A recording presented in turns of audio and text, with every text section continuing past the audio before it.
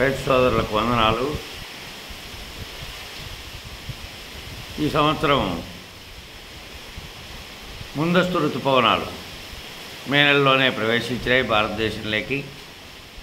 దాదాపు 18 సంవత్సరాల తర్వాత 18 సంవత్సరాల క్రితం మే నెలలో ఋతుపవనాలు వచ్చినాయి.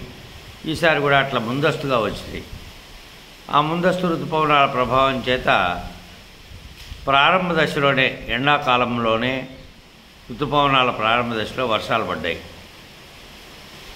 అయితే చాలా ప్రాంతం రాయలసీమలో, దక్షిణ రాయలసీమ ముఖ్యంగా సత్యసాయి జిల్లా మరియు దక్షిణ భాగాలైనటువంటి చిత్తూరు జిల్లాలో, కర్నూలు జిల్లాలో, కడప జిల్లాలో అనేక చోట్ల వర్షాభావ పరిస్థితులు ఉన్నాయి. ఋతుపవనాలు ప్రారంభ దశలో ఎండాకాలంలోనే ప్రారంభించాయి వర్షాలు అని అనుకున్నారు, కానీ నిజానికి ఆ తర్వాత పూర్తిగా స్తంభించిపోయినాయి. ఉత్తర భారతదేశానికి పోయి అక్కడంతా కురుస్తోంది, మధ్య భారతదేశంలో కూడా కురిసినాయి. అల్పపీడనాలు ఏర్పడినవన్నీ ఒరిస్సా వైపుకు, ఉత్తర బంగాళాఖాతం వైపుకు పోవడంతో అక్కడ కూడా పర్వాలేదు అనేటట్టు కురిసినాయి. కానీ రాయలసీమ ప్రాంతాన్ని మాత్రం పట్టి పీడిస్తోంది కరువు అనేది. ఇట్లా అనేక సంవత్సరాల్లో మధ్యలో దాదాపు 40 రోజులు 50 రోజులు ఋతుపవనాలు ప్రారంభించిన తర్వాత ఒక్కోసారి 2 నెలలు కూడా వర్షం రాకుండా గ్యాప్ పెట్టిన పరిస్థితులు ఉన్నాయి. ఇంత తీవ్ర పరిస్థితులు ఉన్నప్పుడు రాయలసీమకు సంబంధించినటువంటి ముఖ్యంగా ఎత్తిపోతల ద్వారా నీళ్ళు అందించేటువంటి అంద్రీనీవాకు ఉపకాలువలు తవ్వడం కానీ వాటి ద్వారా నీళ్ళు అందించే ప్రయత్నం చేద్దాము అని అనుకోవట్లే. ప్రభుత్వమేమో కాలువ వెడల్పు చేయాలి, తొందరగా వరదలు వచ్చినప్పుడు నీళ్లు నింపుకోవాలనే ఉద్దేశంతో కాలువ వెడల్పు చేస్తున్నారు, దానికి సిమెంట్ లైనింగ్ వేస్తున్నారు, ప్రవాహం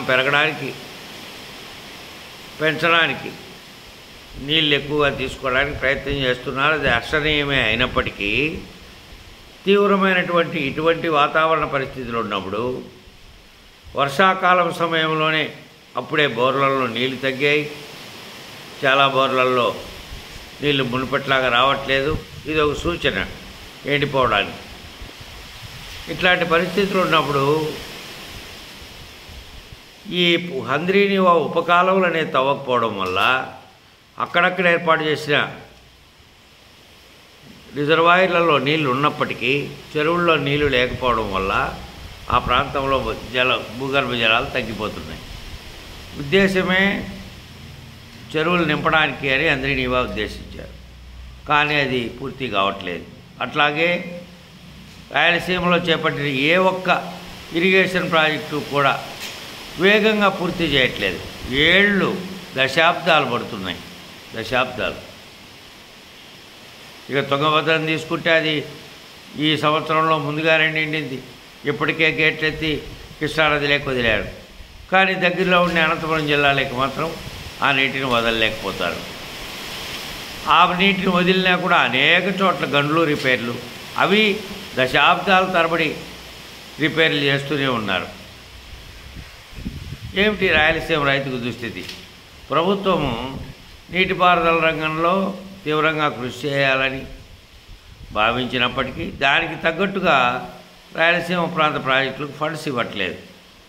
ఎక్కువగా నిధులు ఇచ్చి కనీసం ఈ ప్రభుత్వం, ఇప్పుడు ఇచ్చిన ప్రభుత్వమైనా రైతును ఆదుకుంటుంది, రైతు కోసం చేపడుతుంది అంటుంటే నిరంతరం వర్కులు జరిగినట్లే ఉన్నాయి. కానీ చూడడానికి కాంట్రాక్టర్ల కోసము, నాయకుల కోసమే తయారవుతున్నాయా లేకపోతే రైతుల కోసమా?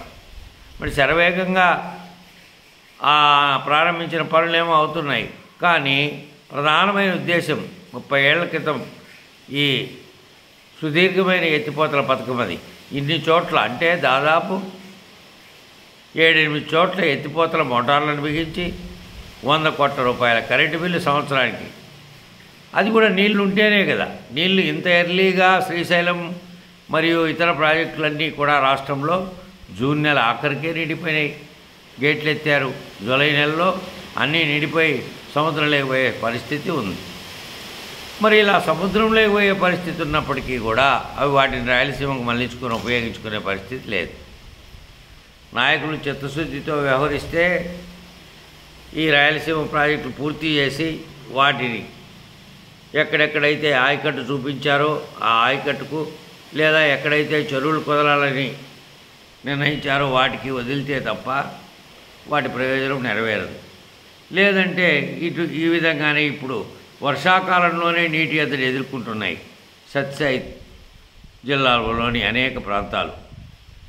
మరి ఏమిటి ఇక్కడ శాసనసభ్యులు కానీ ప్రభుత్వం కానీ ఇంజనీర్లు కానీ ఏ ప్రణాళికతో ఉన్నారో తెలియట్లేదు. అన్నీ అర్ధాంతరంగా వదిలేయడమే. కొంతకాలం నిర్మించడం, దానికి సంబంధించిన బిల్లులు చేసుకోవడం. ఇక్కడ గుడ్డంపల్లి దగ్గర ఆల్రెడీ పాతది ఒకటి తక్కువ స్థాయిలో చెరువులాగా ఒక మైనర్ ఇరిగేషన్ ప్రాజెక్ట్ ఉంటే దాన్ని మళ్ళీ కొత్తగా టెండర్లు వేసి దాన్ని గత 4-5 ఏళ్ల క్రితం ప్రారంభించారు గుడ్డంపల్లి ప్రాజెక్టు. దానికి 680 కోట్లు కేటాయించినట్టుగా పత్రికల్లో వచ్చేది, జీవో కూడా వచ్చింది. దాంట్లో దాదాపు కోట్లాది రూపాయల పనులు అన్నీ అంతా మట్టి పనులే. ఆ మట్టి కూడా ఏదో అది చెరువు కట్ట నిర్మిస్తున్నారన్నట్టు కాక విశాలమైన మైదానంలాగా పెద్దగా నిర్మించి గ్రావెల్ అంతా తవ్వి చుట్టుపక్కల గుట్టలన్నీ తవ్వి మట్టి పోసి కొంతవరకు బిల్లు చేసుకుని వెళ్ళిపోయారు. ఆ ప్రాజెక్టు దేని కొరకు ఉద్దేశించారో, ఎప్పుడు పూర్తి అవుతుందో, దాంట్లో నుంచి కాలువలు ఎటువైపు పెడతారో, ఏ నీళ్లపై ఆధారపడి దాన్ని నిర్మిస్తున్నారో, దాంట్లోకి వచ్చేటువంటి నికరమైన జలాలు ఆయకట్టుకు ఇస్తారా లేదంటే దేనికి వాడతారు, ఏ రకమైనటువంటి సమాచార స్పష్టత అనేది నాయకులకు కానీ ఇంజనీర్లు అయినటువంటి అధికారులు కానీ లేదా ఎవరికి కూడా తెలియజెప్పట్లేదు. అది వాళ్ళ మనసులో ఏముందో తెలియదు. ఇట్లా ప్రతి ప్రాజెక్టు ప్రారంభించడం, దాన్ని కొంతవరకు చేయడం, వందలాది కోట్లు దండుకోవడం, మళ్ళీ వదిలేయడం, ఈ రకంగా సాగుతోంది దుస్థితి రాయలసీమలో. మరి ఎప్పటికీ ఈ రాయలసీమ ప్రాంతం పట్ల ఈ ప్రభుత్వాలు కనికరిస్తాయో, రైతుకు ఉపయోగపడేలా ఆ ప్రాజెక్టు నీళ్లను చెరువులు కుదరడమో ఏదో ఒకటి చేసి భూగర్భ జలాలు అడుగంటిపోయి తాగడానికి కూడా లేని పరిస్థితి వర్షాకాలంలోనే మొదలైంది అంటే ఎంత తీవ్రంగా ఉందో పట్టించుకోవాలి. స్థానిక నాయకులంతా వాళ్ళకి ఆ పదవుల పందేరాలు లేదంటే అక్కడ వచ్చేటువంటి ఏవో వాళ్ళకి సొంత ప్రయోజనాలకు సంబంధించినటువంటి పనులు వాటి మీద ఆసక్తి చూపుతున్నారు తప్ప ఈ పరిస్థితి ఏమిటి? ఈ అంద్రీనివా కింద ఉన్న ఏకైక ప్రాజెక్టు బారాల రిజర్వాయర్, మిగతా రిజర్వాయర్లకు వస్తున్న మార్గంలో చెరువులకు నింపుతున్నారు. ఇంకా అదనంగా చెరువులు నింపడానికి కూడా కొత్త ప్రణాళికలు కొందరు ఎమ్మెల్యేలు ప్రయత్నం చేస్తున్నారు. కానీ ఇక్కడ ఏమిటో మరి మన మానాల రిజర్వాయర్ నుంచి ఆల్రెడీ తవ్వి వదిలేసినటువంటి 10 ఏళ్ల క్రితం ఎప్పుడో తవ్వి వదిలేసిన ఆ కాలం గురించి కానీ లేదా ఇప్పుడు ఏదైనా కొత్తగా ప్రయత్నం చేస్తున్నారా అంటే దాని గురించి కానీ సమాచారం తెలియదు. మరి ఎప్పుడు ఎలా బాగుపడుతుంది ఈ ప్రాంతం?